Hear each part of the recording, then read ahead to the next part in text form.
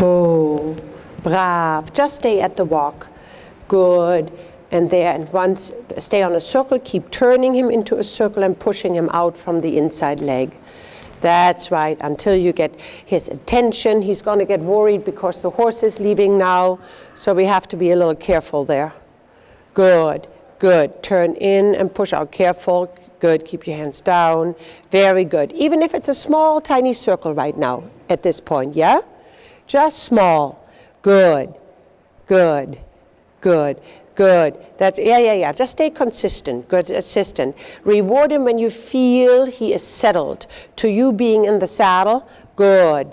Give it good contact from the leg. Exactly. Good. Push out a little bit. Good. Good. Good. Good. Push out a little bit. That's right. Yeah, come. Keep your leg on there. Very good. Until he walks. And at first when you turn him in, he's going to say, oh my God, he goes against my inside leg. Yes, he does, because not trained to it yet. But good. Come on. Keep walking. Try to keep a rhythm in the walk as best as you can. Good. That's the idea. Good. Walking, walking, walking, walking, walking. Right leg walking, turning. Push out, turning, push out, walking, walking, both legs on when he just spins out with his haunches, both legs on. Good. Legs in contact, walking, walking, walking. Good. That's right, walking. There you go. That's the biggest thing, walking. Good. That's right. Keep the walk. Good job. Keep the walk. Keep the walk.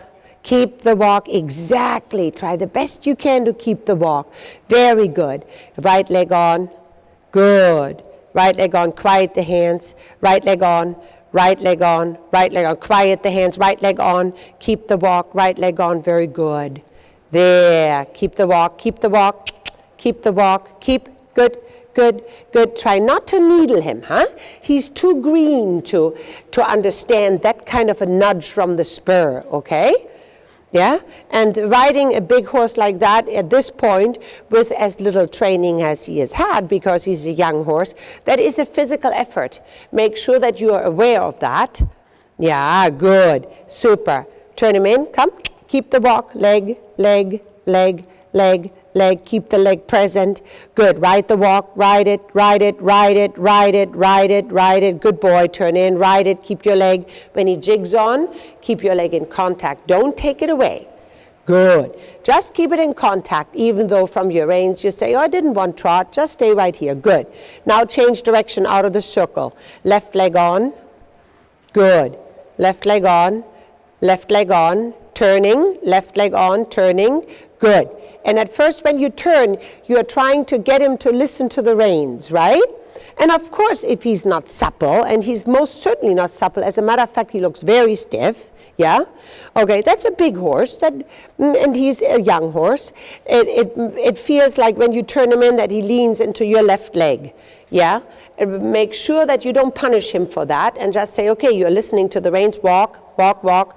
You're listening to the reins, good, good. Super. And then you add the leg aid to it. But first you have, on a young horse, right? You know what it comes down to when you take him off property? It comes down to being able to stop, start, go left, and go right. You don't have control over that, don't leave home. Yeah? Don't leave home without those 4 basic controls. Direction, going left, going right. Very good. Walk, more walk. More walk. That's a boy. Doesn't matter when he does that. Good job. Good job. That's not a problem. You forgive him for that. Good. That's right. Good. Good. That's a boy. Fine. Fine. Push. Contact from the leg. That's right. Go. Sit. Keep the leg near. Brrr. Good. Good. Another big thing is that you are not sitting up there thinking, okay, what am I going to do? Careful with the spurring, very careful with the needling. Good. Walk, working walk, working walk, working walk, doesn't matter. Brrr, working walk, working walk, working walk. That's right. More. That's right. That has to be your goal, that you can establish that, yeah? There you go. Change direction out of the circle again. Good. Turn in. Direction giving aids. Can I go to the right? And then, of course, if he's not educated to your inside leg yet so much, he's going to feel like he falls in. Yeah? And then you put your inside leg on and say, okay, now we're going to turn and don't fall, but walk more. Good. Walk. Walk. The walk has to get freer. Yes. Good. Good. Freer. Freer the walk. Freer. Good. Good. Freer. Free. That's right. Exactly. There you go. And now stop once. Brrr. Stop. Stop. Stop. Stop. Good. Pet him. Very good. Take the reins in one hand and pet his neck. There you go. So now you start again. Good. And push on.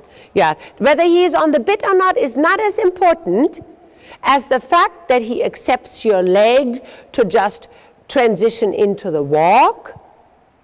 Yeah. Make sure that you don't think, okay, I only want to walk on if he's on the bit. At first, that he just accepts the leg and he walks on, and from the reins you give him direction, whether you want to walk straight ahead or into a turn. When you don't have your horse's attention in the beginning, I always suggest to walk on in a turn. Good. Freer walk. Freer. Good. That doesn't matter. Don't worry about it. That is just tightness. Walk. That's right. There. Walking. Good. Good. See, this is where a lot of stuff starts. You have a very big horse. The body alone presents itself with a lot of horse, yeah? And when you first, as a little person, sit on a horse that size, you think, now how do I control all of this? Which then leads to the fact that you don't really get to ride, which then leads to the fact that everything gets short and restricted. Because when he first trotted on, he was clearly not sound in the right hind, right? Not regular, not sound, and very tight and not moving at all, just moving his legs, and not regular behind in the right hind. At least that's what I saw. Walking, walking, walking, more. Good. That's right. See. So, and of course, when you now are away from home, and he hasn't been away from home much, yeah, it's hard to push him on as to where the walk is a little freer, and he has more walk, and he has more overstep. Then when he comes out and is a little fresh, then you want to contain that. Yeah? Contain that. If you contain that kind of freshness in tension, that leads to more stiffness and to contraction in the muscles, which you are actually trying to loosen, lengthen, so that they can contract and do their work efficiently, correct? So, and that is basically what I'm saying right now. That's very important. And like you said, you're lunging him normally a little bit before you get on, which I think is a smart idea, until you really feel that he is looser a little bit. Good. More walk, good. Until you have more overstep. That's more like it. Yes. There you go. More walk. Always. Exact. Doesn't matter. Bend him a little bit, turn him in a little bit. Yeah. Yes. Yes. That's right. Good. More walk. That's not walking. There you go. And I know we have to be cautious. Don't get me wrong, Kathryn. I realize that, right? But I need to point out what your goal has to be. Walking. Good. You see, now it goes back to what you just told me about his muscles, etc., etc. It is, if you have a big horse that can get a little spunky and you control that inward instead of outward, meaning that he gets rideable enough that you can kind of like tension and freshness release, yeah, is accomplished by being able to ride a little bit more forward, then you are creating your own worst enemy. Then you have a very fresh, powerful horse, and it's all contained in that little box. And sooner or later, the lid is going to blow off the box. That's basically what it goes by. Good boy. Change direction, more walk. Good boy. That's right. Change direction, push a little bit. That's right.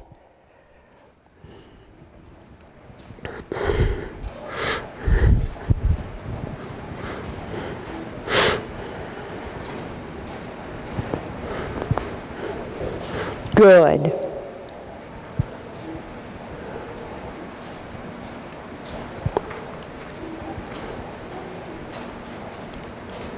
Good.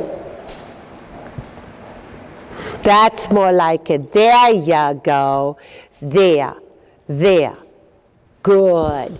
So say to yourself that your walk or your work in the beginning, now of course, right now I'm addressing this because I was really concerned when I first saw him trot. It was just a tight, very stiff horse, moving his legs and not being regular behind, okay? So I thought, okay, let's just give him a little time at the walk right now. There, good. So you should produce a walk sooner or later as to where you have a little bit more overstep. That's better. Exactly. There. And that relates also a little bit to what you said earlier, where you were concerned about his muscle development. Yeah. His muscle development is directly related to the way he uses himself. So when you are at home too, you want to always see to it that when he walks within the control and the reliability in his obedience, you want to make sure that you develop a better quality in the gait. That's right. Otherwise, he will not learn to push correctly. Yeah? That's good, boy. Fine. Walking. Walking. Good job. And you see the reason that he jigs is not because you over pushed. It's because he's not pushing into a bigger step. Yeah? That's good. Fine. Go ahead and change direction again. Fine. Walking. Yeah, that's right. Good job. Good job.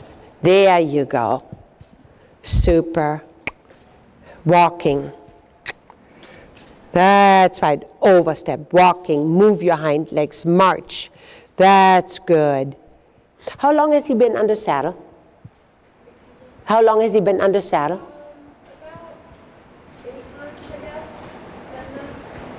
About 10 months.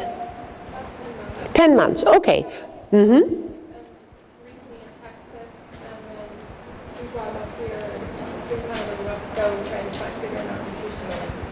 Yeah. Uh-huh. Okay. Okay. That's right. And Kathryn told me about the nutritional aspect. And what made you think you had to change something in the diet? Basically, Alyssa's experience with horses that were similar that she had seen in her own barn. Mm-hmm. And so she had a lot of experience. And similar with respect to what?